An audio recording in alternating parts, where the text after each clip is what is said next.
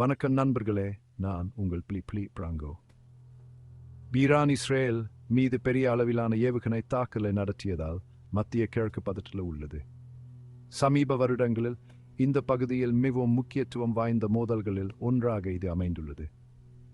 நேற்று இரவு இஸ்ரேல் மீது ஈரான் 100க்கும் மேற்பட்ட பாலிஸ்டிக் ஏவுகணைகளை வீசியது. அமெரிக்காவின் உதவியுடன் இஸ்ரேலின் பாதுகாப்பு அமைப்புகள் அந்த ஏவுகணைகளில் பெரும்பாலானவற்றை இடைமறித்தன. ஆனால் சில மத்திய மற்றும் தெற்கு இஸ்ரேலில் விழுந்தன. அதிர்ஷ்டவசமா உயிர் சேதம் குறைவாக இருந்தது. ஆனால் பொதுமக்கள் மீதான மனரீதியான தாக்கம் மிகப்பெரியது. இது வெறும் மோதல் அல்ல, மறைமுகமாக செயல்படுவதற்கு பதிலாக நேரடியாக ஈடுபட தயாராக இருப்பதையே இந்த தாக்குதல் காட்டுகிறது. இது மிகப்பெரிய பிராந்திய மோதலாக மாறக்கூடும் என அஞ்சி சர்வதேச சமூகம் உன்னிப்பாக கவனித்து வருகிறது. இது ஈரானின் மிகப்பெரிய தவறு என்றும் தக்க பதிலடி கொடுக்கப்படும் என்றும் இஸ்ரேல் பிரதமர் பெஞ்சமின் நெதன்யாகு தெரிவித்துள்ளார். ஈரானின் அணு ஆயுத இலக்குகள் மற்றும் ஹிஸ்புல்லா போன்ற குழுக்களுக்கு அளித்து வரும் ஆதரவு காரணமாக இஸ்ரேல் நீண்ட காலமாக ஈரானை ஒரு அச்சுறுத்தலாகவே பார்த்து வருகிறது. இந்த புதிய தாக்குதல் அந்த கவலைகளை மேலும் அதிகரிக்குது. சர்வதேச எதிர்வினை விரைவாகவும் கடுமையாகவும் உள்ளது.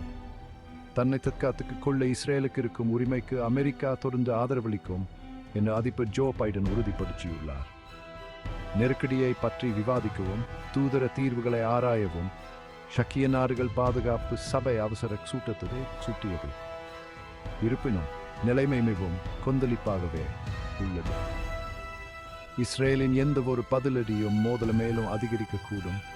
இதனால் மற்ற பிராந்திய சக்திகளும் இழுக்கப்படலாம்.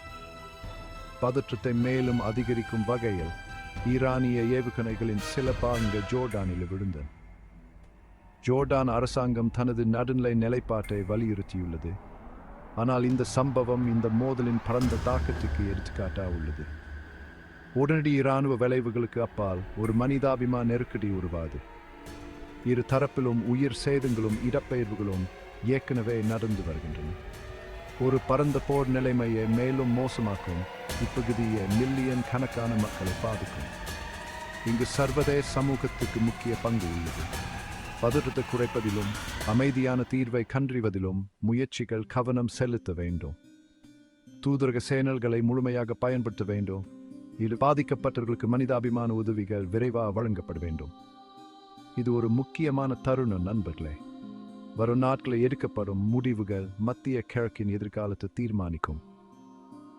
தகவல்களை தெரிந்து கொள்ளுங்க, ஈடுபாட்டுடன் இருங்கள். எப்போதும் போல சமீபத்திய தகவல்களை நான் உங்களுக்கு தெரிவிப்பேன். பார்த்ததுக்கு நன்றி. லைக் செய்யுங்க, சப்ஸ்கிரைப் செய்யுங்க.